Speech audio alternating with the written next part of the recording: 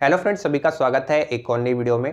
Toll पर भुगतान को आसान बनाने के लिए भारत सरकार के द्वारा काफी समय पहले फास्टैग की सुविधा को शुरू किया गया था।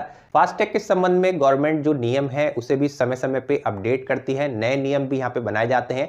एनपीसीआई यानी national payment corporation of India की तरफ से हाल ही में फास्टैग के संबंध में दो बड़े अपडेट, दो नए नियम यहाँ पे जारी किए गए हैं, जो कि 17 फरवरी 2025 से पूरे भारत में लागू हो चुके हैं। अगर इन नियमों के बारे में आप नहीं जानते हैं तो ऐसे में आपको आगे चल के काफी ज्यादा परेशानी हो सकती है। आप पे यहाँ पे पेनल्टी भी लगाई जा सकती है और साथ ही साथ यहाँ पे आपको दोगुना टैक्स भी देना पड़ सकता है। तो ऐसे में अगर आप एक फास्टैग यूजर हैं, आप अपने गाड़ी के ऊपर फास्टैग का इस्तेमाल करते हैं, या फिर आपके पास में कोई ऐसा फास्टैग है जो कि ब्लैक लिस्ट है या फिर उसे हॉट लिस्ट में डाला गया है, या फिर आपके फास्टैग में कम बैलेंस है, तो ऐसे में आपको इन नए नियमों के बारे में जरूर पता होना चाहिए ताकि आपको आगे चल के किसी भी किस्म की दिक्कत ना हो।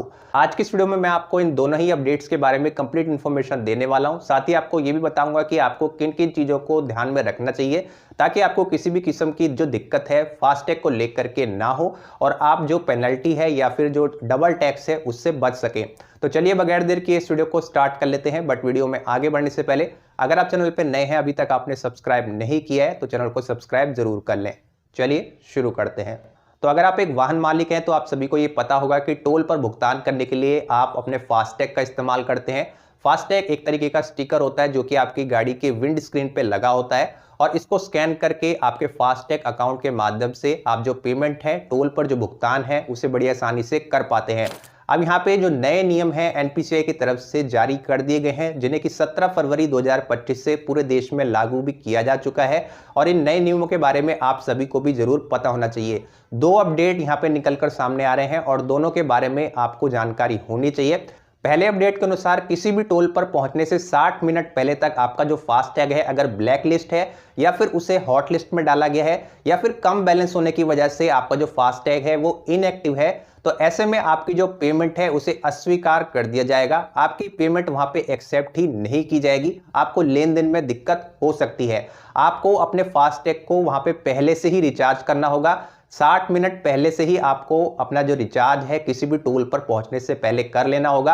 अगर आपका जो फास्टैग है वो ब्लैक लिस्ट वगैरह भी हो रखा है या उसमें कम बैलेंस है तो इस चीज का आपको ध्यान रखना होगा। अगर आपका जो फास्टैग है वो ब्लैक लिस्ट हो रखा है या फिर उसमें कम बैलेंस है या वो इनएक्टिव है, तो ये चीज आपको अब पहले से श्योर करनी होगी कि जब भी आप किसी टोल पर जाएंगे तो पहले से ही आपका जो बैलेंस है आपको मेंटेन करके रखना होगा।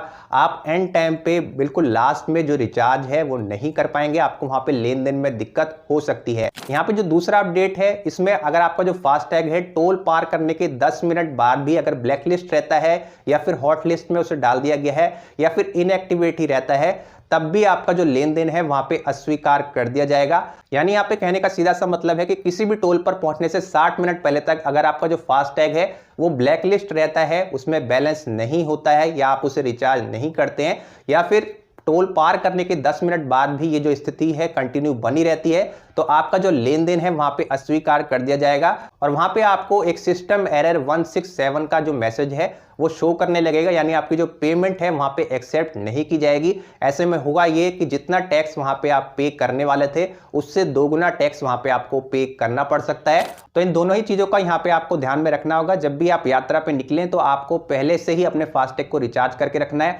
अगर आपका जो फास्टैग है वो ब्लैक लिस्ट हो रखा है तो अपने फास्टैग को रिचार्ज करके या जिस भी वजह से उसे ब्लैक लिस्ट किया गया है उस प्रॉब्लम को आपको दूर करके अपने जो फास्टैग है उसे एक्टिवेट रखना है ताकि आपको टोल पर भुगतान करते समय किसी भी किस्म की दिक्कत ना हो। वहां पे आप पेनल्टी से, किसी तरीके के जुर्माने से या फिर डबल टैक्स से वहां पे बच सकें। अब यहाँ पे ये भी हो सकता है कि आपका जो फास्टैग है पहले से ही ब्लैक लिस्ट हो रखा हो, तो ऐसे में आप अपने फास्टैग को दोबारा से एक्टिवेट कैसे कर सकते हैं? तो इसके लिए आप अपने फास्टैग में जो भी मिनिमम बैलेंस है वो अपना बैलेंस मेंटेन रखें, अपने फास्टैग को रिचार्ज करें। रिचार्ज करने के कुछ समय बाद में आपका जो फास्टैग है एक्टिवेट हो जाता है। दो तरीके के फास्टैग होते हैं, एक तो व्हाइट लिस्ट होता है और एक ब्लैक लिस्ट होता है। व्हाइट लिस्ट जो फास्टैग होते हैं नॉर्मली उसका आप यूज करते हैं, आपको किसी भी तरीके की कोई भी दिक्कत नहीं होती है। लेकिन जो ब्लैक लिस्ट कर दिए जाते हैं किसी भी वजह से, काफी रीजन होते हैं जिसकी वजह से आपका जो फास्टैग है हो सकता है ब्लैक लिस्ट कर दिया गया हो। आपने कहीं पे टोल पर जो भुगतान है वो सही से नहीं किया है, ये भी कारण हो सकता है। आपकी जो केवाईसी वगैरह है वो पेंडिंग है,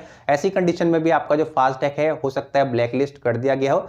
तो आपका जो फास्टैग है वो ब्लैक लिस्ट नहीं होना चाहिए। जो भी मिनिमम बैलेंस है वो आपको मेंटेन करके चलना है। तो एनपीसीआई की तरफ से फास्टैग को लेकर के जो बड़े अपडेट हैं यहाँ पे जारी किए गए हैं। ये नियम 17 फरवरी 2025 से लागू किए जा चुके हैं और आप जब भी आप यात्रा पे निकले तो पहले से जरूर चेक कर लें कि आपका जो फास्टैग है उसको आपने रिचार्ज कर रखा है या फिर नहीं, या फिर आपका जो फास्टैग है कहीं पे ब्लैक लिस्ट तो नहीं हो रखा है। अगर ब्लैक लिस्ट है तो उसे आपको जल्द से जल्द एक्टिवेट कर लेना चाहिए। दोनों ही अपडेट के बारे में मैंने आपको कंप्लीट इंफॉर्मेशन प्रोवाइड करवा दी है। उम्मीद है आज की वीडियो आप सभी को पसंद आई होगी। अगर ये वीडियो थोड़ी सी भी इंफॉर्मेटिव लगी हो तो वीडियो को लाइक जरूर कीजिएगा और साथ ही साथ चैनल को सब्सक्राइब करना ना भूलें। तो चलिए आज की इस वीडियो में इतना ही। मैं आपसे मिलूंगा एक और नई वीडियो में। तब तक के लिए जय हिंद, जय भारत।